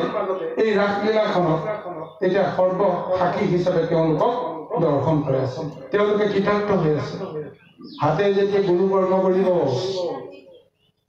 ইন্দ্ৰই চিন্তা কৰিব, বা কি আচৰিত কথা, একেখন হাতেৰে কাৰোবাক মাৰিবও পাৰে, একেখন হাতেৰে কাৰোবাক পূজাও কৰিব পাৰে। কি ডাঙৰ ৰহস্য! আজি এনেদৰে প্ৰভু ভগৱন্তে আমাৰ দেহৰ লগত ৰসক্ৰিয়া কৰি আছে।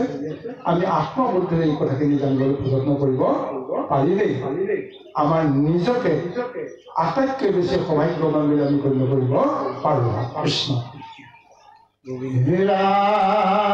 জলম লোকলৈ নকয় কুণ্ডল গন্ধ চলে আতি পৰৈ জম্বৰু কংকাল বুলন্তে ভালয় চনৰো বহন কাঞ্চুলি মেখলা নাহি সাৱধান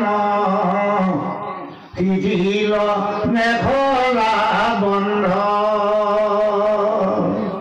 ফুলকয় খোপা সৈ পুষ্পথোপা নকৰৈ তাকো প্ৰবন্ধ আমি মদনে উন্মত গোপিনী সমস্ত চেৰিল সংসাৰৰ দোষ কৃষ্ণতে চিত গাৱৈ গুণগীত কৃষ্ণৰ নিৰেখি বদন কমলে খৰ্মবিন্দু জলে আতিশয় সবে শুভে বেৰিয়া গুঞ্জৰে অসংখ্য ভ্ৰমৰে গাঁৱৰ সুৰভি লোভে। ইমান সুন্দৰ এক মনোমোহা বৰ্ণনা আজি ভাগৱতে প্ৰদান কৰিছে। যি বৰ্ণনা আজি দেৱতাসকলৰ মনৰ দৃষ্টিৰে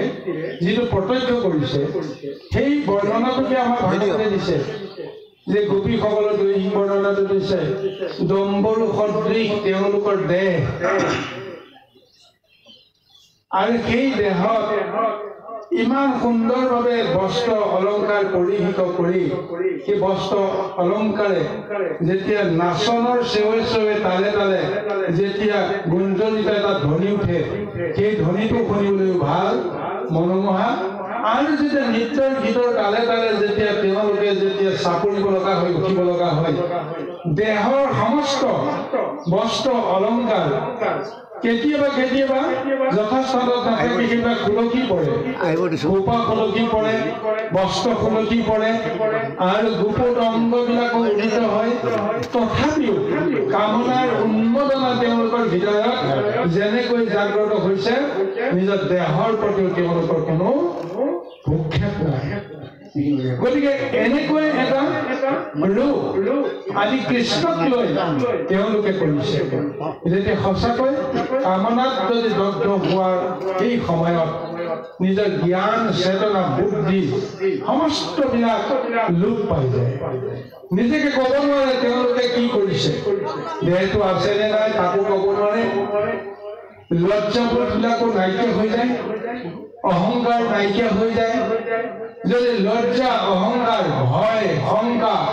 এই সমস্তবিলাক ধাৰণা যদি দেহৰ পৰা নাইকিয়া হৈ যায় তেতিয়াহ'লে আমাৰ ৰূপটো কি হ'ব পাৰে?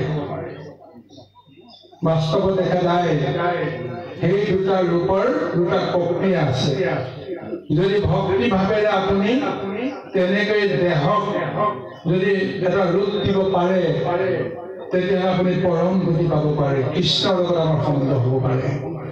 যদিহে আপুনি সেই ৰূপটো যদি আপোনাৰ কামনা আৰু বাসনা ইন্দ্ৰিয় তৃপ্তিত যদি আপুনি প্ৰয়োগ কৰে তেতিয়াহ'লে আপুনি কোনো দিন আপুনি সংসাৰ মায়াৰ পৰা উদ্ধাৰ কৰি একো কথা ভাবিব নোৱাৰে। গতিকে সেইকাৰণে অহংকাৰী মহাসত্তাটো বিনাশ কৰিবৰ কাৰণে আজি ভগৱন্তে এই ৰাসলীলাৰ জৰিয়তে গোপীসকলক আজি এনেদৰে কৃপা কৰিছে। আৰু সেই সন্দৰ্ভত এতিয়া কোৱা হৈছে গোপীসকলে ধৰ্ম জলত এনেকুৱা এটা ৰূপ তেওঁলোকৰ দেহাৰ পৰা কেনেকৈ নিগৰি গৈছে ক'ব নোৱাৰে। দেৱতাসকলে দেখিছে ইমান সুন্দৰ জিল মিল এটা স্বৰূপ যেন বিজুলীহে যেন মেঘত সদল মেঘত তেনেকৈ বিজুলীয়ে চিকমিকাই তদ্ৰূপ আজি যেন গোপীসকলৰ ধৰ্ম জলৰ জিলিকনিত আজি তেওঁলোকৰ ৰূপ লাৱণ্যবিলাকক দেৱতাসকলে প্ৰত্যক্ষ কৰি তেওঁলোকক বিমোহিত হৈ আছে। আমি আকাশৰ ৰূপ চাই হাহাকাৰ কৰোঁ, আমি আনন্দ পাওঁ, কিন্তু দেৱতাসকলে মধ্য ৰূপ চাই তেওঁলোকে সেই একেটা আনন্দ পাবলৈ প্ৰযত্ন কৰে। গতিকে এয়াই হৈছে ভগৱন্তৰ মহা লীলা। কিয় গোপীসকলৰ লগত প্ৰভু ভগৱন্তে কৰিব লগা হ'ল, আনৰ লগতে কৰা নাই? তাৰ এটা কাৰণ আছে। এই গোপীসকলে কিয়নো কৃষ্ণক ইমান দিনে তপ কৰি ৰখি থাকিব লগা হ'ল পূৰ্বৰ পৰা তাৰ এটা সংস্কাৰ আছে বৃন্দাবনতেই যে তেওঁলোকে এই মহাৰাসলীলা কৰিলে ভগৱন্তেনো তেওঁলোকক বৃন্দাবনৰ বাহিৰে বেলেগ জেগালৈ কিয় নিনিলে তেওঁলোকৰ ইচ্ছা কৰাহেঁতেনতো য'তে ত'তেই লীলা কৰিব পাৰে মথুৰাতে তেওঁ সেইখন ৰাসলীলা পাতিব পাৰে যদি তেওঁ ইচ্ছা কৰাহেঁতেন কিন্তু তাত নকৰিলে পেলাই ক'লে আহিল যমুনা নদী পাৰ হৈ আহিল গতিকে ইয়াতো বহু কথা আছে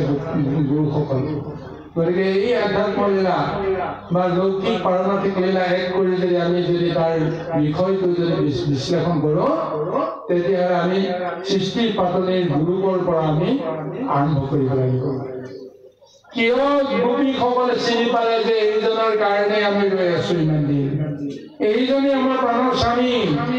তেওঁ লৌকিকত যাৰ পুত্ৰ নহওক সি আচলতে কাৰো পুত্ৰ হ'ব নোৱাৰে কাৰণ তেওঁই সমস্তৰে পিতা সমস্তৰে মাতা এই জ্ঞানটো যিসকলে ল'ব পাৰিছে সেইসকলে হৈছে গোপী গো মানে জ্ঞান পি মানে পাণ যিসকলে কৃষ্ণৰ এই মহাজ্ঞানটো তত্ত্বটো উদ্ধাৰ কৰিব পাৰে উদ্ধাৰ কৰি তেওঁৰ ৰসটো আস্বাদন কৰিব পাৰে সেইসকলে গোপ বা সেইসকলে গোপী এইকাৰণে তেওঁলোকৰ ওচৰলৈকে আহিছে কিন্তু আমি বাকী সমস্তাই সেই তত্ত্বটো পোৱা নাই আৰু পূৰ্বজন্মলৈ প্ৰভু ভগৱন্তে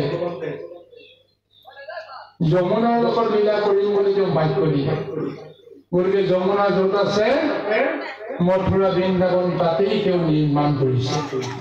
ভগৱন্তৰ ইচ্ছাহে গতিকে যি লীলা কৰিব তেওঁ একেলগে কৰিব একে সময়তে সমস্ত লীলা কৰিব যমুনাৰ লগতো লীলা চলি আছে আৰু গোপীসকলৰ লগতে লীলা কৰি আছে আৰু এই গোপীসকল কৃষ্ণৰে এটা স্বৰূপ তেওঁৰে মায়াৰ এক প্ৰতীক তেওঁ দুগৰাকী নাৰীৰ লগত তেওঁ মহালীলা কৰে এগৰাকী হৈছে মায়া দুৰ্গা আৰু আন গৰাকী হৈছে ৰাধা আৰু লক্ষ্মী দুয়ো এক সত্তা মনটো যদি ৰাধা হয় দেহটো হ'ব লক্ষ্মী এই ৰাধা লক্ষ্মীৰ লগত তেওঁ ৰমণ কৰি আছে আৰু শক্তি ৰূপিণী দুৰ্গা শক্তি ৰূপেৰে তেওঁ কাৰ্য সাধন কৰিছে এই তিনি দেৱীৰ লগত অহৰহ প্ৰভু ভগৱন্তে ৰমণ কৰি আছে কিন্তু বাহ্যিকত আমি তিনি দেৱীক আমি এক কৰি থৈ অন্য এটা ৰূপেৰে আমি কল্পনা কৰিছো এইকাৰণে আজি এইখন মানে লীলা দুৰ্গাৰ কথা আমি ভাবিব পৰা নাই লক্ষ্মীৰ কথা ভাবিব পৰা নাই কিন্তু ভগৱন্তে দুৰ্গা লক্ষ্মী আৰু যমুনাৰ লগতে এই লীলা কিন্তু কৰি আছে অৱশ্যে সৰস্বতী ইয়াৰ মাজত সোমাই আছে এই কথাটো কিন্তু আমি উপলব্ধি নকৰো যিটো বাঁহী তেওঁ বজাইছে যিটো বাঁহীৰ সুৰেৰে সমস্তকে ৰঞ্জিত কৰিছে এই বাঁহীটোৱে হৈছে সৰস্বতীৰ এই অন্যায়টো ৰূপ অৰ্থাৎ তেওঁ সৰস্বতীৰ লগতো ৰমণ কৰিছে চিন্তা কৰি চাবচোন কিমান এক মহাতত্বৰে আজি তেওঁ বৃন্দাবন লীলা কৰি গৈ আছে কিন্তু মোৰ উপলক্ষ কিন্তু যমুনা দেৱ গুৰুসকল এই যমুনাক কেন্দ্ৰ কৰিয়ে প্ৰভু ভগৱন্তে ব্ৰজ বৃন্দাবনত মথুৰাত এই মহালীলা কৰি কৰি তেওঁ সমস্ত দৈত্য শক্তিক তেওঁ পৰাভূত কৰিবলৈ প্ৰযত্ন কৰিছে গতিকে এয়াই হৈছে ভগৱন্তৰ লীলা ৰাসলীলাৰ জৰিয়তে তেওঁ সমস্ত কৰ্ম সাধন কৰিবলৈ গৈ